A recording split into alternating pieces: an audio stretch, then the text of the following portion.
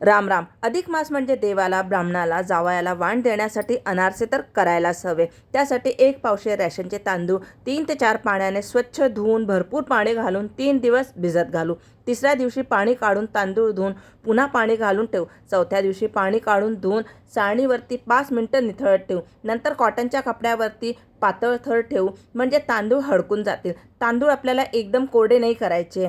70% कोरडे आणि 30% आपल्याला ओले असतानाच मिक्सरच्या भांड्यात घालून फिरवून घेऊ व मैद्याच्या बारीक चाळणीने चाळून उरलेले मिश्रण पुन्हा फिरवून घेऊ आणि चाळून घेऊ. पीठ मोजून घेऊ. 2 वाट्या पीठ घेतलेलं आहे. उरलेलं पीठ जर अनारसा बिघडला तर पीठमध्ये आपल्याला घालता येईल, म्हणून फ्रीजमध्ये ठेवावे. पीठ दाबून भरावे. 1 वाटी पिठाला सपाट वाटीला कमी साखर घ्यावी. साखर जास्त झाली तर अनारसा विरघळतो. तर 2 वाट्या साखर मिक्स करून घेऊ. पाऊण वाटी पातळ केलेलं तूप थोडंसं घालून मिक्स करून गरजेनुसार तूप घालून लाडू वळून घेऊ. लाडू 3 ते 4 दिवस आपण मुरत ठेवू.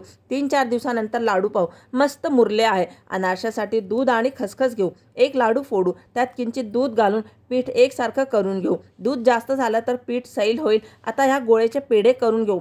1 पेढा खसखसवर ठेवून अनारसा गोल गोल करत तयार करून घेऊ. एकीकडे मी मध्यम आचेवरती तूप गरम करून घेतलेले आहे. तूप आपल्याला खूप कडकडीत गरम नाही करायचं आहे, नाहीतर मग अनारसा विरघळतो. त्यात खसखस लागलेला भाग वर ठेवून अनारसा तुपामध्ये किंवा तेलात सोडावा. अशा प्रकारे तेल उडवल्यास अनारसा छान जाळीदार तयार होतो. याच प्रकारे आपण सगळे अनारसे थापून तयार करून घेऊ आणि 33 अनारसे यामध्ये होतात. संपूर्ण व्हिडिओ तुम्हाला यूट्यूब चॅनलवरती किंवा फेसबुकवरती सुद्धा पाहता येईल. रेसिपी आवडली जास्तीत जास्त शेअर करून खारीचा वाटा उचला. धन्यवाद.